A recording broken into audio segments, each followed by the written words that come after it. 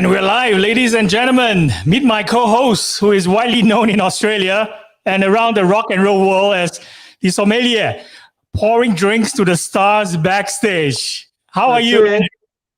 That's it. How are you, mate? I'm fantastic. It's 3:36 p.m. right here in Singapore. So I think over there it's probably nearing the evening time, right? Yeah, 6:36 p.m. here in Melbourne. Almost dinner time, yeah. We're in the middle of a storm, so I'm trying to. I was trying to get online on the office, but yeah, unfortunately, there's all types of electrical storms happening at the moment here. Yeah, so I'm just trying to restart it. But anyway, that's all right. Here we are. How are you, Wayne? I'm great. So excited to see you again. You know, we have been doing these Wine to the Stars podcast, I think, for the third time. Yeah. This is already episode 3. And there seems to be a common thread, a common theme throughout the entire world. It's either weather, you know, thunderstorms, or I don't know, bushfires in the beginning of the year. It's like we have went through all that kind of like together. We have actually walked in the whole year. Yeah. Yeah, but that's all right. We live in turbulent times, Wayne. Turbulent times, and you know, with COVID as well. And I mean, fortunately, Australia's kind of weathered that storm pretty well, I think, compared to what we're hearing in Europe and America. But that's all right. Yeah.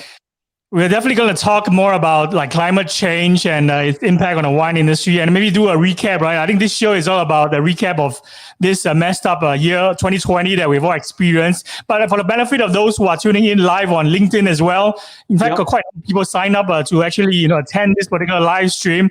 Just to give you an introduction, right? Many of us, you know, have always been dreaming of hanging out backstage with our favorite bands, sharing drinks and a few laughs. So for Andrew Roper, who's my co-host, he runs Wine to the Stars, and this is actually his job and a dream come true for him, I think. So for 20 years, Andrew, you have actually toured with bands pouring Australian wines backstage and in festival green rooms around the globe for the world's biggest stars like Adele, Tool, ACCDC, Guns N' Roses, Queens of the Stone Age, just to name a few, so, just to drop a few, that's all right. I ask you, you know, my first question to open the show, you know, because my Gen Z kids always ask me the same question. It's like, besides podcasting, right? Can wine actually be a career? Wine, yeah, it can be, so long as you mix it with music like I've got it. I think you've captured the best of both worlds, you know.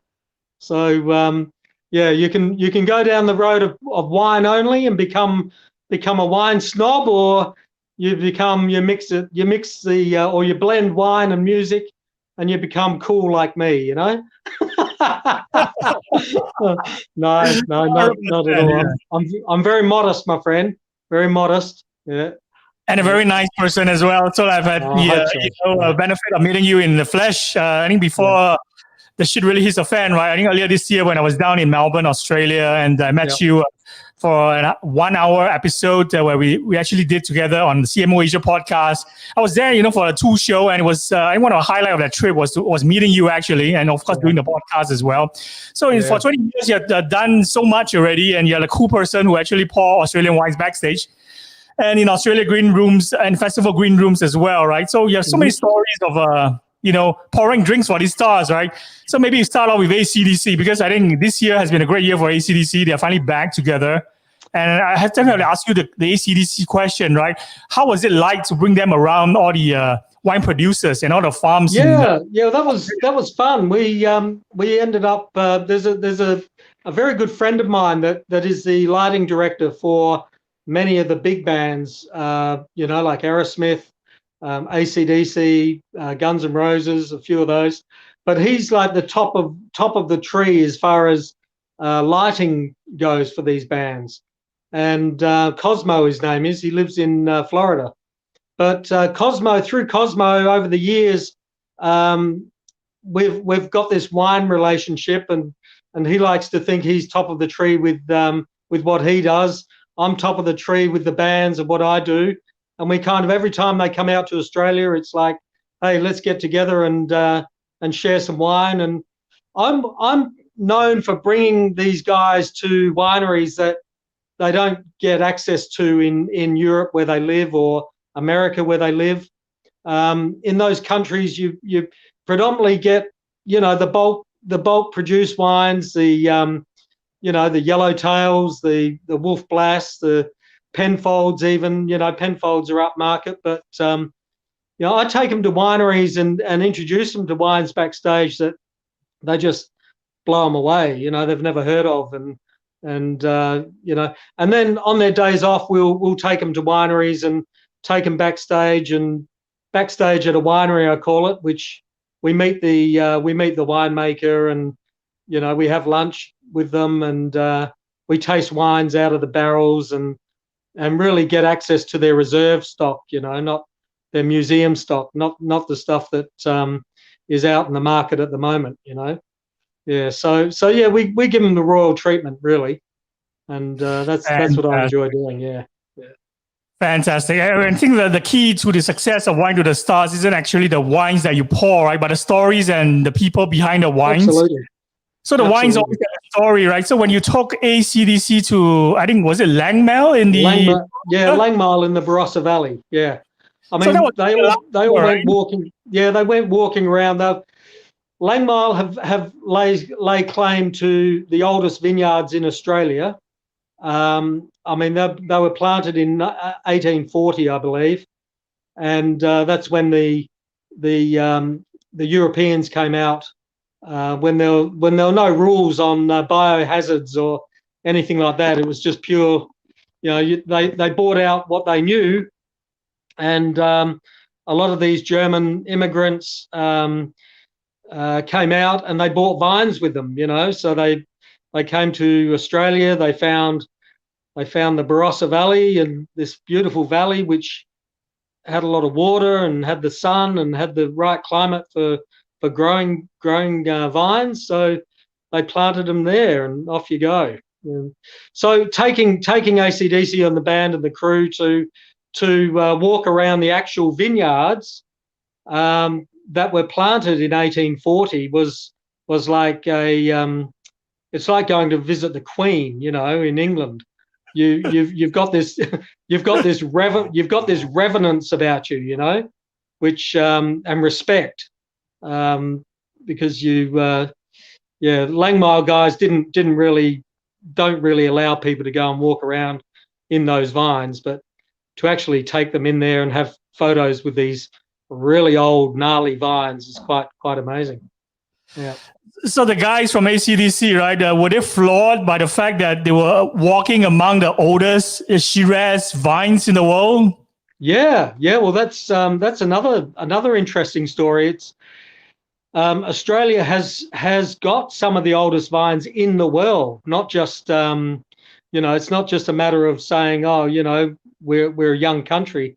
We're actually we are young as far as a wine producing country.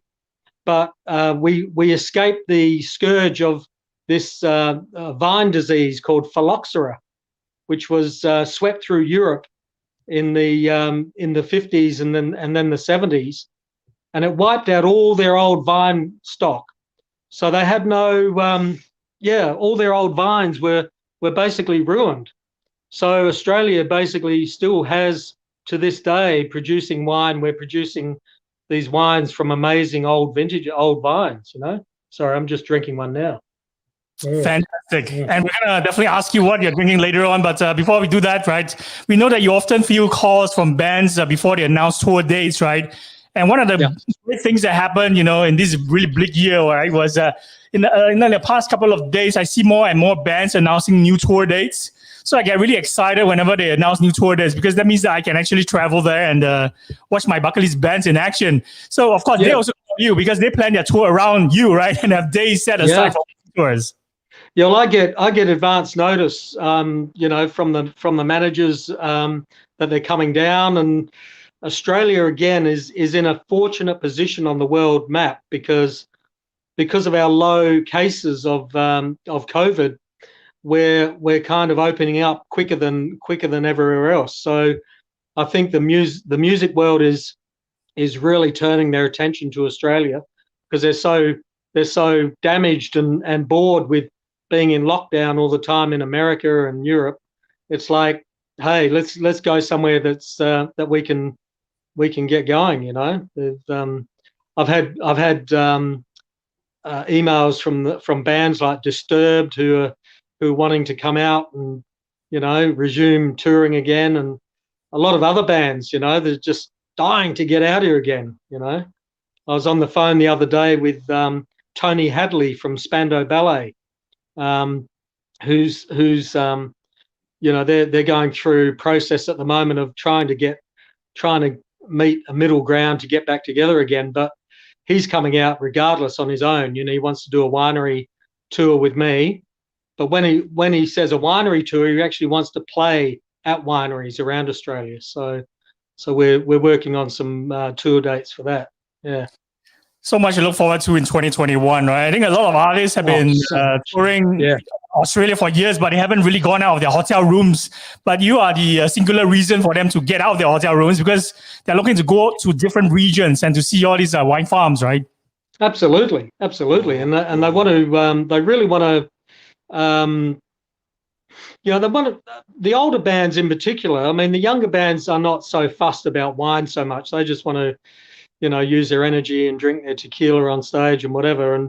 But the older bands, it's like old wine. They just grow old gracefully. They become wine aficionados. They've got massive homes with big cellars, and they want to fill it with good stuff. So when they come out here now, they really appreciate what I do in taking them to meet great wines and wine companies and winemakers, and we have some great dinners as well. Yeah.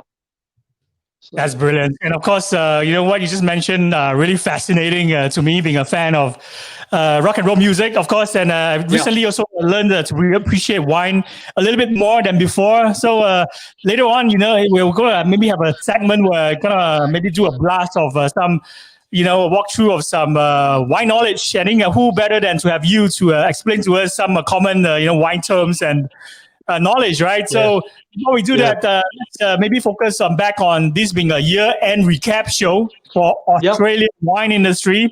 So of course, we know that it started out with the bushfires.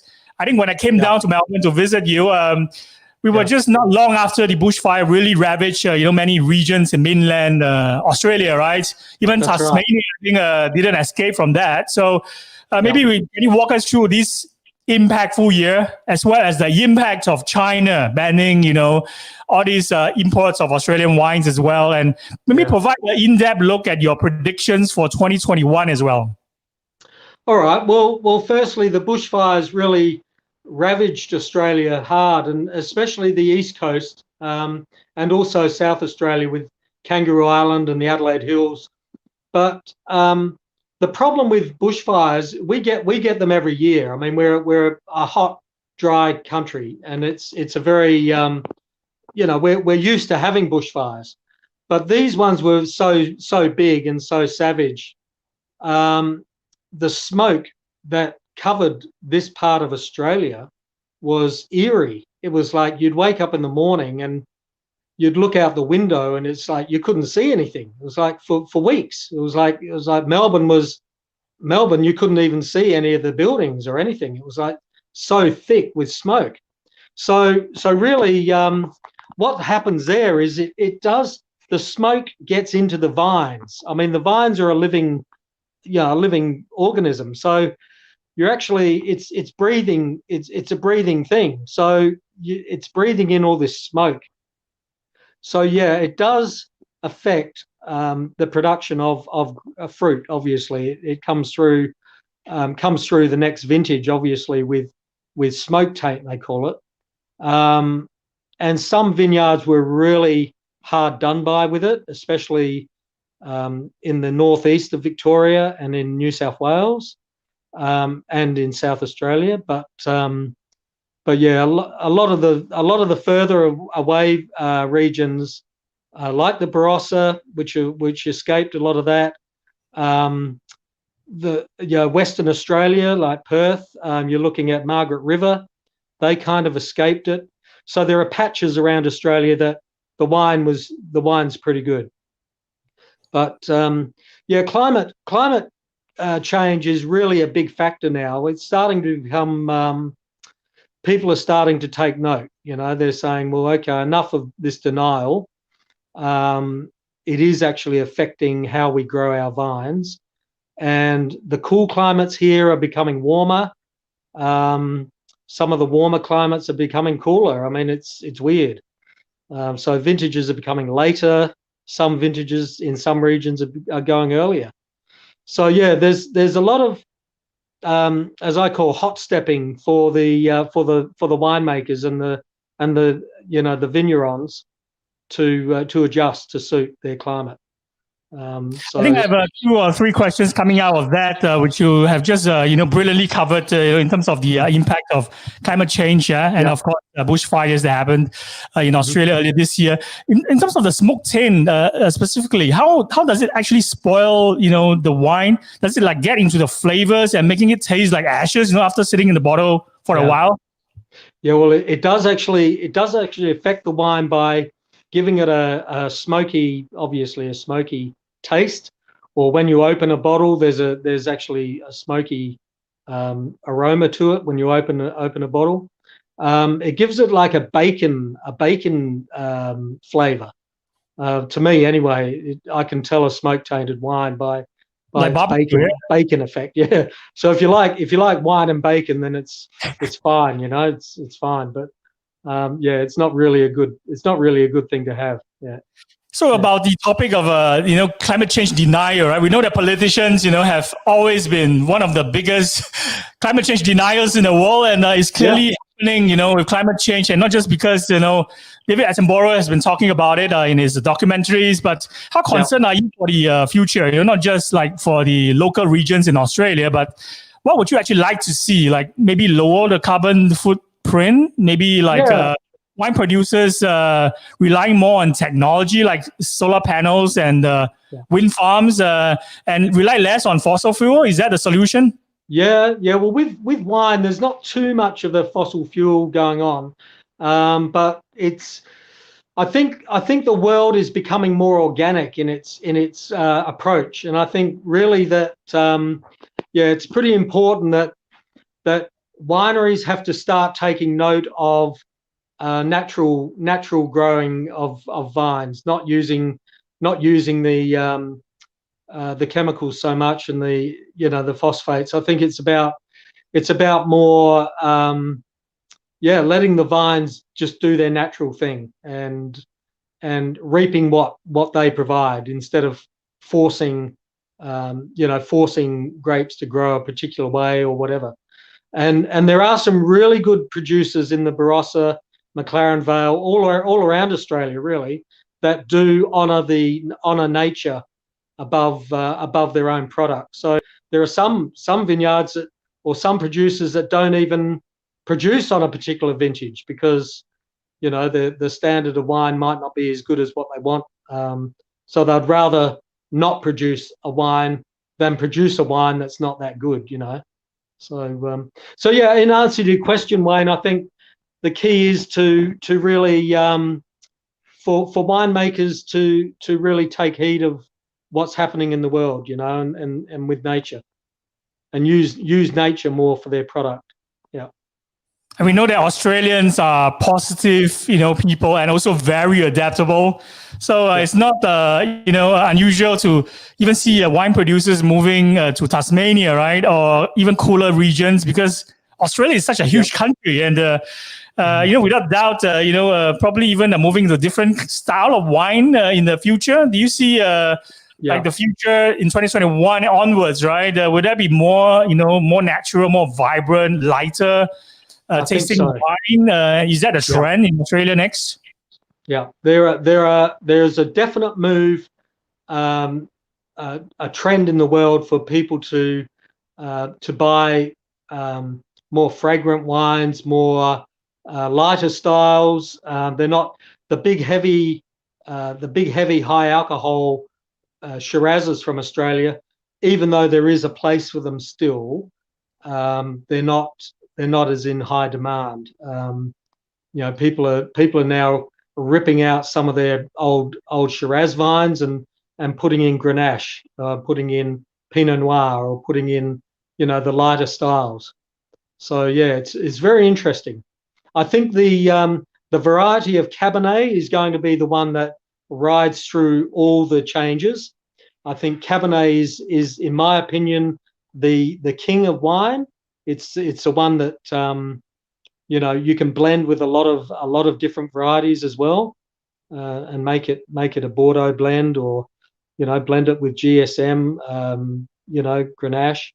So yeah, I think really there's some big changes coming to hand, and going on with China, I think that's a real double whammy for Australia anyway.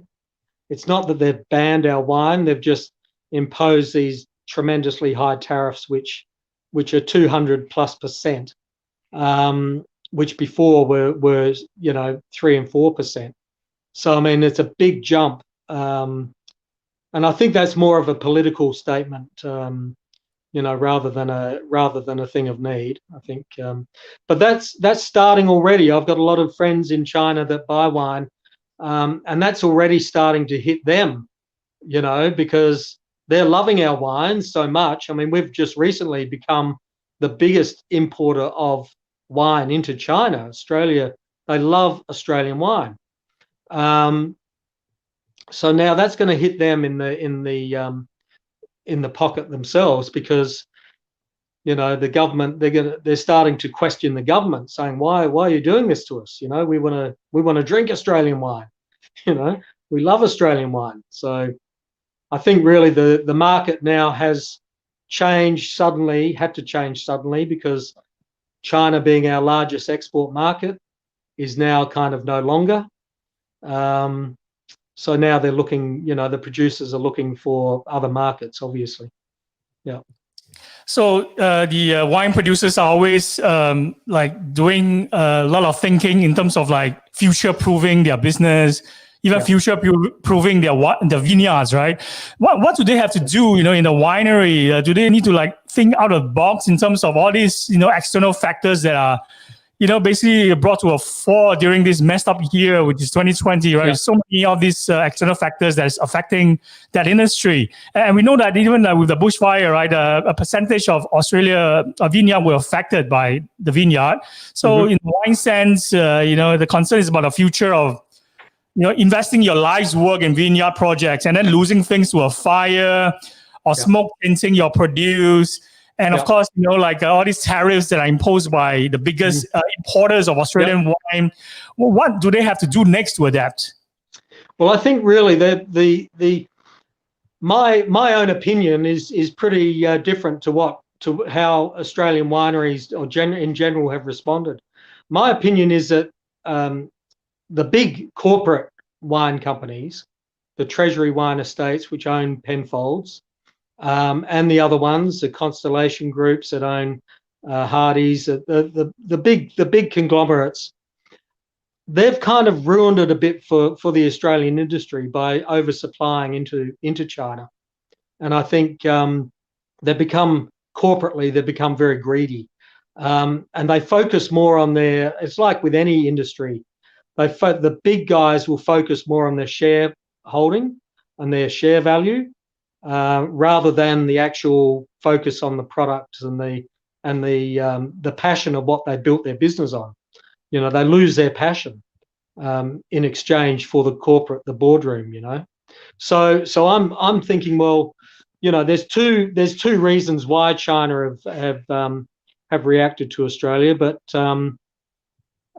at the end of the day, I think the way wineries are changing to suit these obstacles that have hit them, a lot of them are going back to their grassroots. A lot of them are not relying now on the distributors anymore because they can't sell the wine anymore. So they're going back to creating their own customer base and managing their own customer base directly.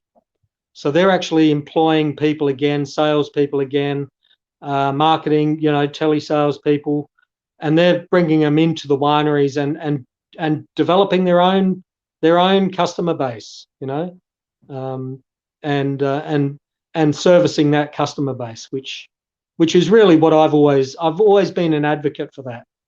I've always said to smaller wineries, I've said, don't lose sight of your own customers. You know, don't rely too much on export markets and everything else. You know, really make sure your customers that buy direct off you are the ones that are going to be holding you through bad times. You know, because at the end of the day, too, you think of a producer, a bottle of wine might cost them $7 or $8 to make in the end. You know, after all, glass and bottles and caps and wine and labels and whatever. The best way for them to make a good profit is to actually sell direct. You know, not to a distributor where they've got to cut margins and do all types of stuff. You know, yeah. So yeah, back to square roots. I say back to your roots. Yeah.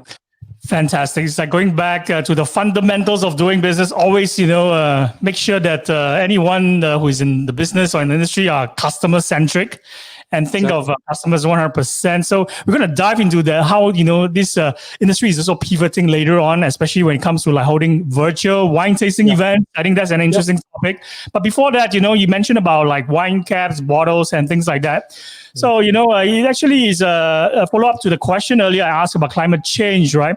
What should wine industry do now to adapt to climate change? Like, are they helping to solve this carbon footprint issue, right, by being a leader, you know, in this, from even specific areas like packaging to even transportation? Should, you know, consumers like us get used to lighter bottle instead of like really heavy glass bottles? Do we move to, you know, using bottles that are, you know, lighter and also recyclable bottles? Yeah, I think that's a real good point there, Wayne. I think there are a lot of there's been a lot of research done in that recycled world, and there have been attempts for the big glass bottle companies to make lighter style glass. Also, you know, using recycled materials for their bottles. I think really that there's different aspects to think about though.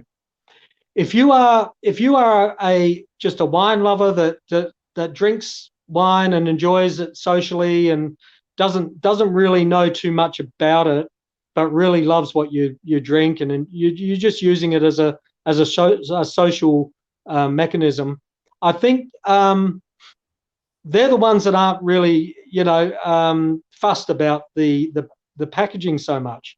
I think the ones that the true wine aficionado though, there's nothing better than opening a fine bottle of wine and you've got it's all real, you know, it's the old world, it's big thick glass, it's the cork, you know, instead of screw cap, you know, there's a lot of that in there. So there's the old world that still want good quality wine in good quality packaging, you know.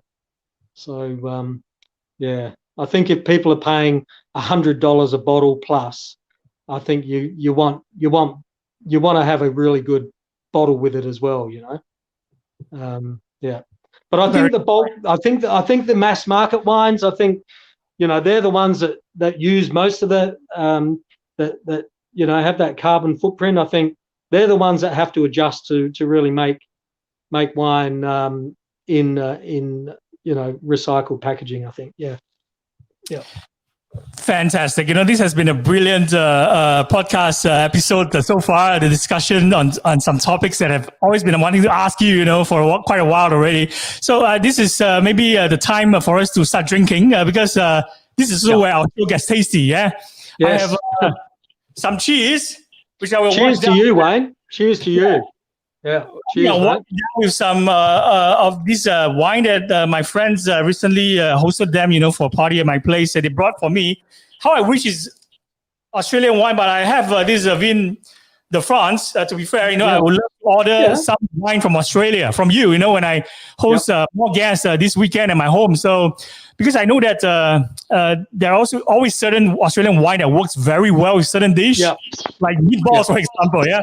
So in the long term, we know that the people need to buy their wine from Australia because Australia used to produce such really overblown and really rich wine, but now it's much more elegant and food friendly, right? So, what is your choice for going along with your dinner later this evening? Well, I'm currently, as you've seen on my socials at the moment, on my Instagram and my Facebook, I'm currently in the middle of doing my annual top 10. I try and do that every year, just towards the end of the year, just so that, it makes sense with the end of the year that the wines I've tasted all during the year.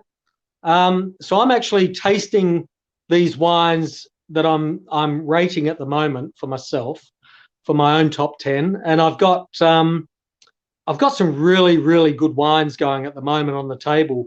The one that I'm drinking at the moment is one, I don't know if you can, no, it'd be a bit hard to see that in its. Yeah, I can see it now. Yeah, I can see the bottle. Let's see. Let me get it right. Let me get it right here. Where is it? Let me get the light. There it is. There. It's called Dry River. It's from New Zealand. It's from a place called Martinborough in New Zealand, and they've got this the wine, which will be, I won't tell you what number it is at the moment on my list, but this wine is actually a blend of Pinot, Tempranillo, Syrah, and Viognier. So it's a really interesting blend, and I think too this is the thing. A lot of wineries now are blending wine really well, because a lot of those varietals match beautifully, and they give different tastes when you blend them. So that's one that I'm drinking right now. It's called the 12 Spies from 2018 vintage. So Dry River. So that's the one I've got in my glass right now, mate. Yeah. Fantastic. Are you going to pour yourself a glass as well? Let's have to produce this, the correct sound effect, right? Because we're not doing it in person. This is yeah. So you gotta have good crystal. Good crystal.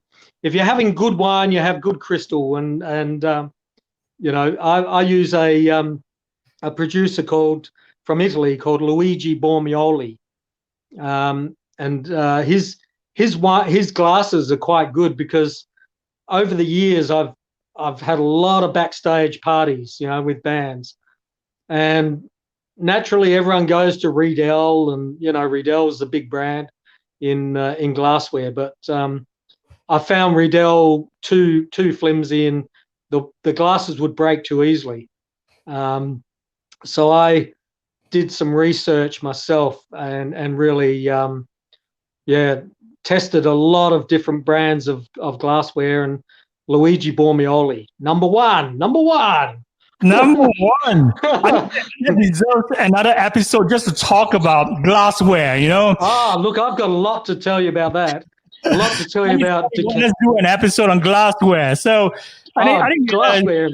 Glassware is very important. It's the crystal gives off a really light glass where it's not too heavy, so you can really almost, there's not much between your mouth and the liquid, and also the fact that real crystal, really you can see the wine properly through it.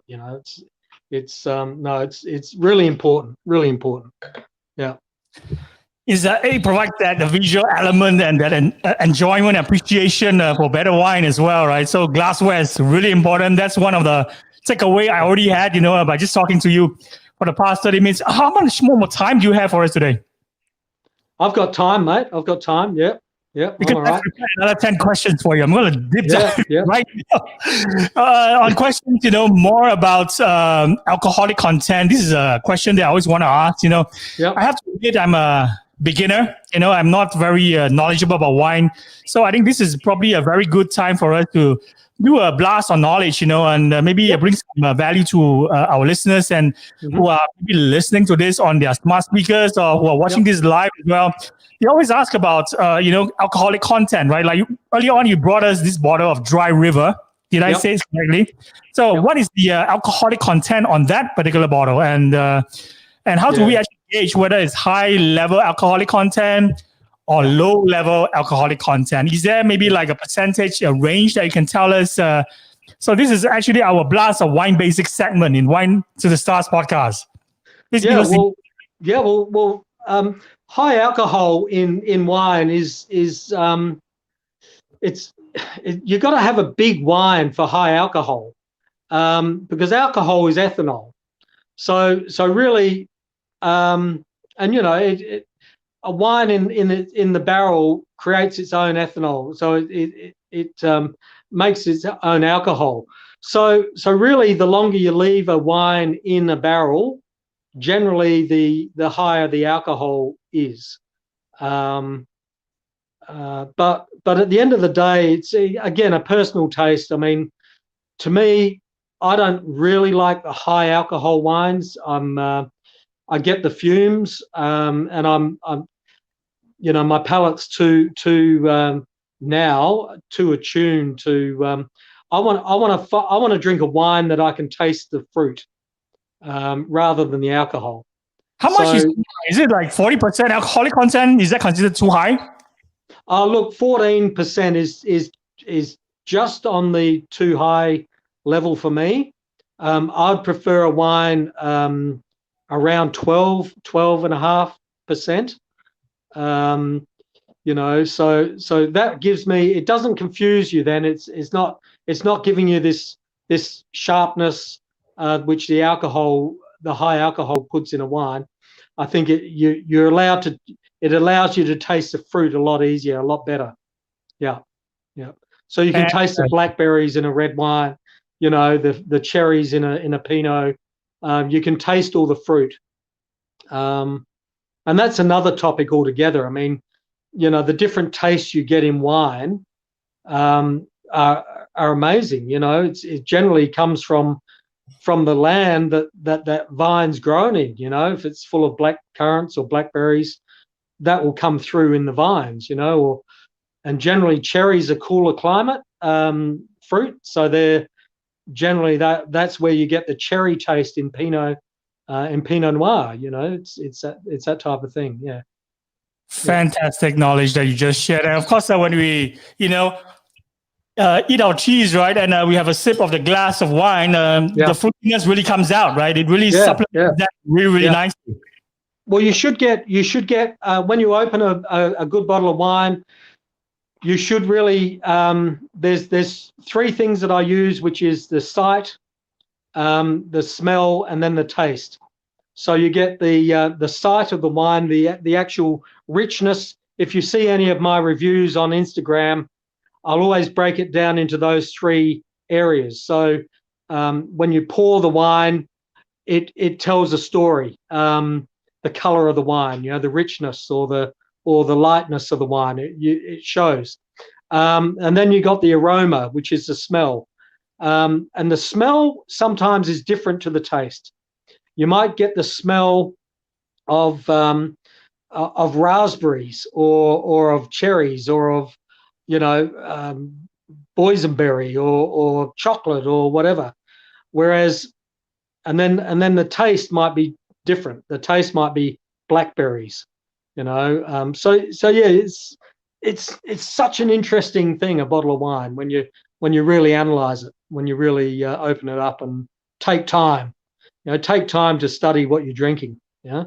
Fascinating. And of course, you have shared with us that alcohol is something that is really important. But we all know that alcohol may be also toxic for humans, especially extremely high levels. And moderation means that it could be a health benefit, right? And remember, even ancient, they prescribe alcohol as a medicine. So not too high, so that you won't feel the burn in our throats, but like what you mentioned, right? 12 to 15% alcoholic content is just right.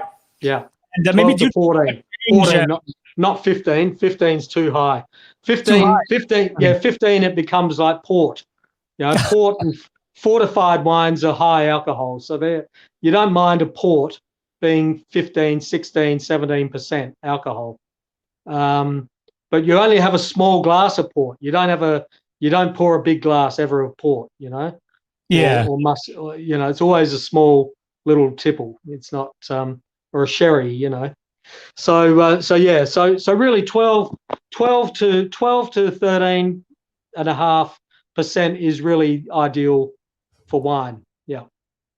Fantastic. I think this is something that we should stick it on a screen so that we are all reminded to always look out for this kind of content, alcoholic levels when we shop for a bottle.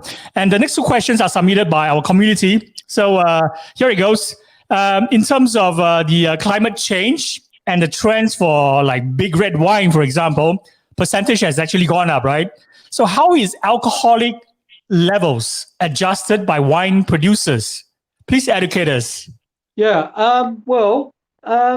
Again, I mean, you can get an entry level wine is generally 12% or 12.5% alcohol. As I said before, the longer you leave a wine in its barrel to ferment and to mature, the higher the alcohol generally becomes.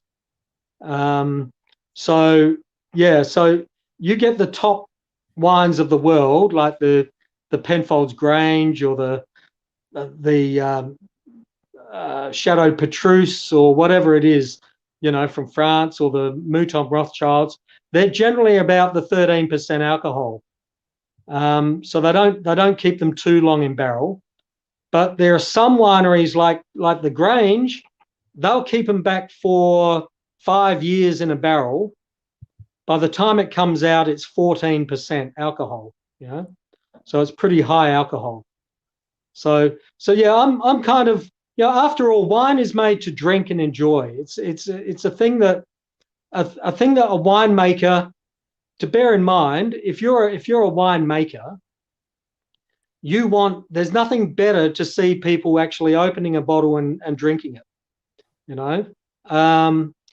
They don't really want people to be hoarding it and putting it away too long, because it just means it's out of, it's not being enjoyed. But that actually, brings us to the next question, because it's related to storage. So I'm so glad that you could read our minds as well. It's also submitted a question by our community. How do we store and keep wine? And of course, the question by our inquisitive listeners, right?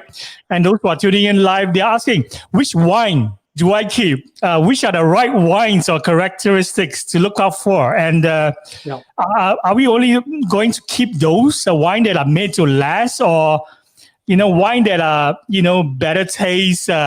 Are those that we are graded to keep, and classic wine as well, classic fine wine. Yeah. Only when we love them, then we will keep them, right? So what's your take on that? All right. Well, the take on that is generally white wines. Generally, the wines of the trend right now, the Pinot Grigios, the Pinot Gris, the Sauvignon Blancs, those wines aren't really made wines for keeping. You don't keep those. They're made for enjoying now. You never see an old Sauvignon Blanc. I mean, if you do, it's going to be vinegar if it's more than 5 or 6 years old. So, but then again, whites have the Chardonnay version, for instance, which you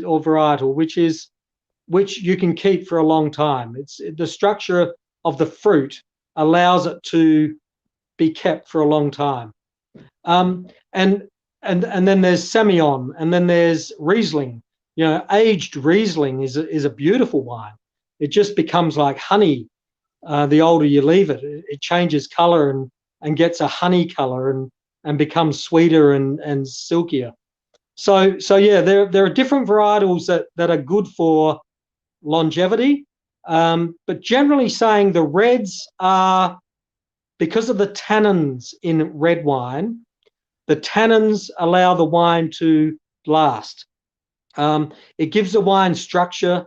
It gives the wine some body, which will then, you could put down a good Cabernet or a good Shiraz, for 10 or 15 years, and it will just get better and better. But in answer, another part of that question was, how do you keep wine? Well, there are some key elements to keeping a wine in good condition in a dark cellar, or a dark area. I mean, a lot of places, in Asia, they're in high-rise apartments everywhere, so you really haven't got cellars. But the key is to keep it dark. Light is a very damaging thing to the aging process of a wine. So keep it out. If you're going to keep it for any length of time, put it under your bed, put it in your cupboard, at the back of your cupboard, or find a local place that does cellaring and invest in buying a little cellar yourself. There are plenty of wine storage places in Singapore, I know.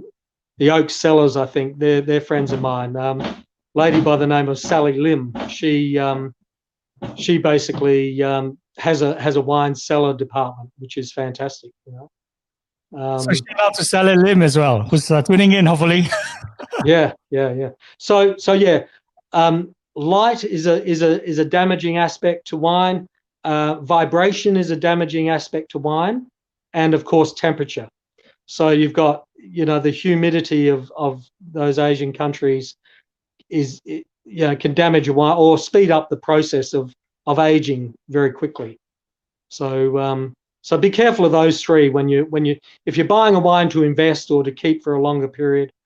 It's worth going to find a good, wine storage place with temperature control and just putting your wine in that.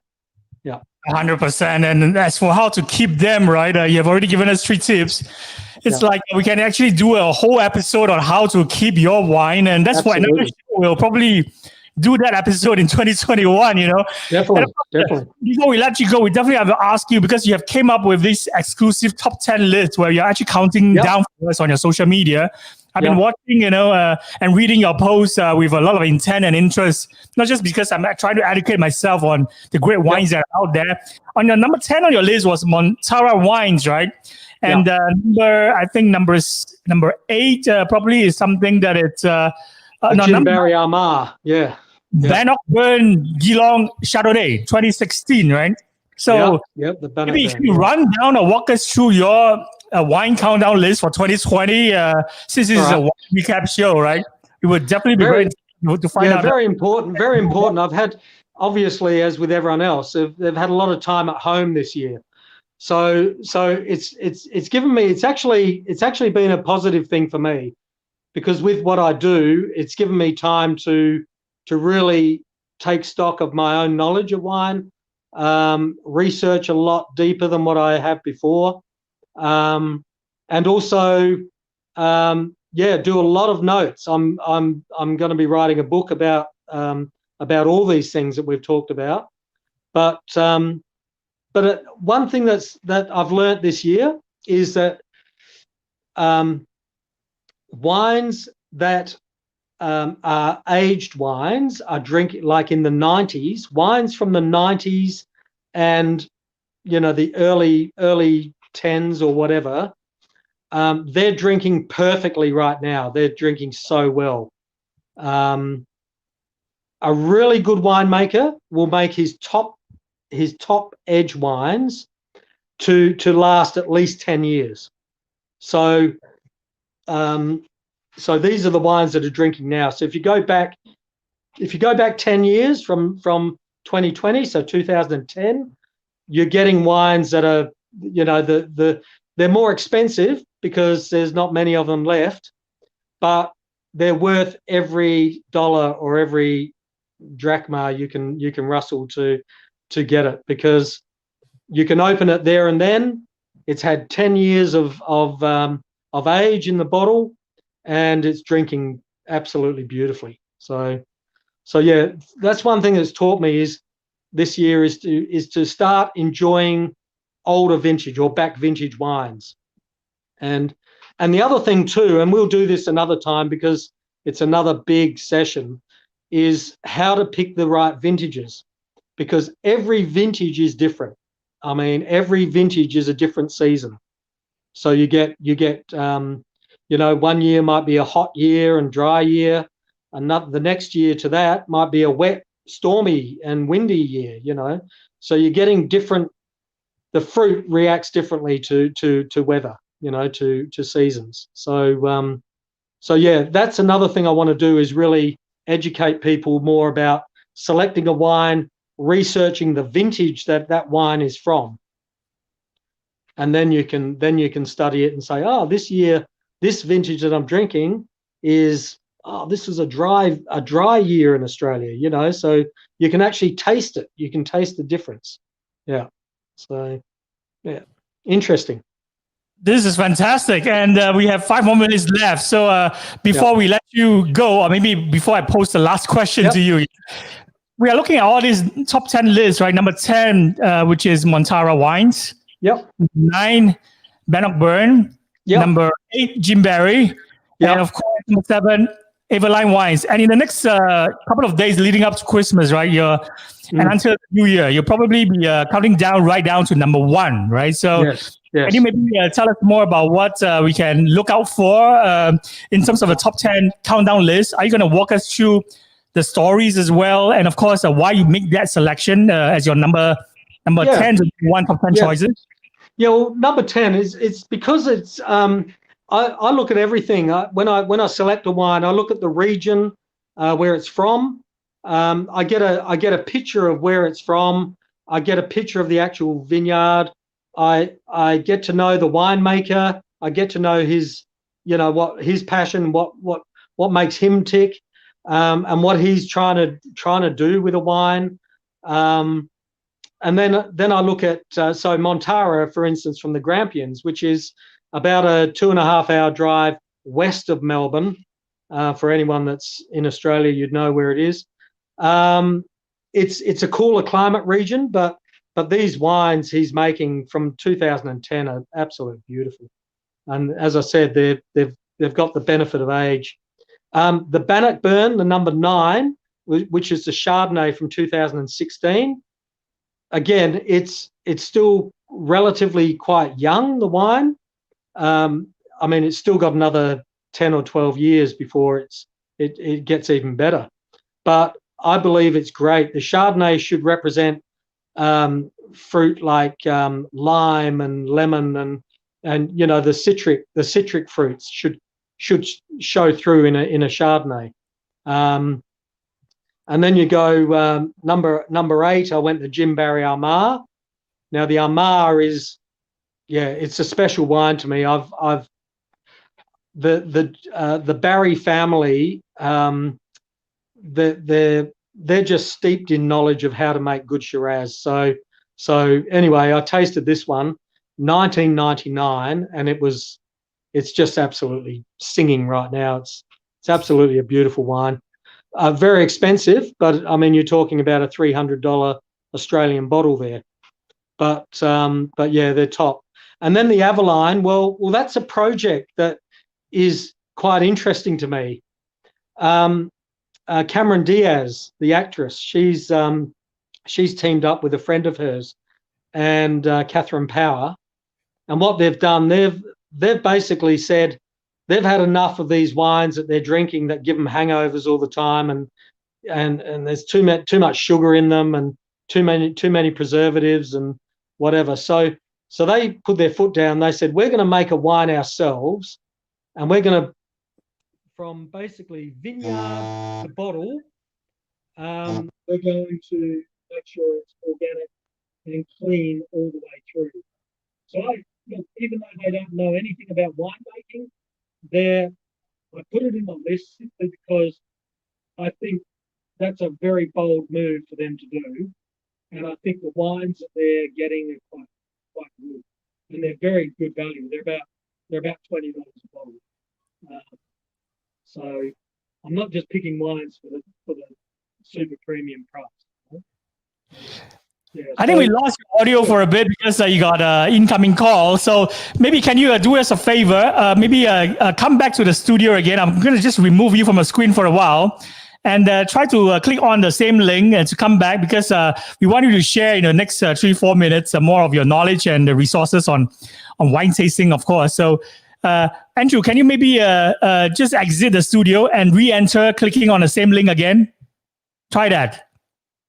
So while we wait for Andrew to come back, this has been a year-end recap show on the Wine to the Stars podcast. And of course, I have my co-host, Andrew Roper, who is the expert, and me as a beginner, the amateur, who is asking all the questions. So it has been a fantastic show so far because we are able to walk through his top 10 list of all the wine that has been leaving an impression for him in the year 2020. So before we actually conclude the episode, which is in about less than 5 minutes, we want to ask him also about his hot take on virtual wine tasting events, because this has really taken off in 2020. And this messed up year, right, where it's impossible to even have, or it's very difficult to gather for happy hour drinks, even with coworkers, or even to meet up with your clients or your friends, So welcome back, Andrew. Thank you. Sorry about that. Yeah. No problem, because we are going to ask you one last question before we let you go. We have 5 more minutes left. Sure. So, we know that this year has been difficult to gather for happy hour drinks, especially with coworkers, or to meet up with, clients for like even a 3 martini lunch, for example, right now. But we can still plan social outings from home, like a virtual wine tasting, right? Have you been participating in a lot of all these wine tasting events? What's your hot take on running a successful wine tasting virtual event? Well, it's pretty good. It's pretty simple, really. I think you've got to take to make an event successful. You've got to take you take it easy. You take it slow. You focus on a region. So you get a region and a wine producing region. Let's say, I'm in Australia, so I'll use Australian regions. Let's say the Yarra Valley in Victoria. So what I'll do, I will take the best what I feel from the Yarra Valley and put it on the table, and I'll divide it into vintages. So I'll go, right, we're tasting Pinot Noir because it's a cool climate region. We're tasting a Pinot from 2012. So I might have 4 producers of 2012 on there that I think are great wines. And we'll taste the difference with, because every vineyard will have different tastes. So I'll basically educate through that way. So it keeps an interest. It's not just haphazard, throwing wines on the table and saying, "Oh, this is great," This is like there's purpose to a tasting, because I want people to go away thinking, hey, I've learned something tonight, and I'm going to go out and I'm going to go to the bottle shop next time I go, and I'm going to select a wine that's, based on the region or the vintage, So yeah. So I think you actually answered my next question as well in terms of like which wines to use for a virtual tasting. I think to sum it up, what you just mentioned, right? It's to actually select wines from different geography locations, right? The region, and of course offer variety as well and different production styles. Am I right to say that? Yep. So I'd stick to a variety, or a varietal we call it. So I'd say, right, Pinot Noirs, tonight's lesson or tonight's virtual tasting will be the Pinot Noirs of Yarra Valley from vintage 2012. And then I would talk through each one. Yeah. And then the next virtual lesson would be Chardonnays from Margaret River, So, and I try and stick to the one varietal rather than, going through all the different types of wines, simply because it aligns your tasting and your mind to that varietal, rather than going from Sauvignon Blancs to Rosés to Pinots to Cabernets to whatever, it becomes a bit confusing. Yeah. Fantastic. So I'm going to just squeeze in one last question, because we know that the COVID-19 has changed the world, turned it upside down, and even for live music events, right? There's already different ways of bringing a show live to the audience. Of course, we see musicians are doing more live streaming now. How about a hybrid event? Do you think that in terms of the wine industry, how it's actually doing wine tasting virtually as well, is a hybrid event the way to go from 2021 and beyond? Because industry pros are all predicting like the future events will look post-COVID. There must be some form of virtual digital component and included in every live event going forward. So do you think that live stream or more social media presence will help to enliven all these live in-person events or wine tasting sessions that you hold for all your guests, especially the rock stars? Yeah, I think so. I think the live streaming events are really good. The problem is you've got to make sure that everyone's got the same wine that you're drinking. That's the problem.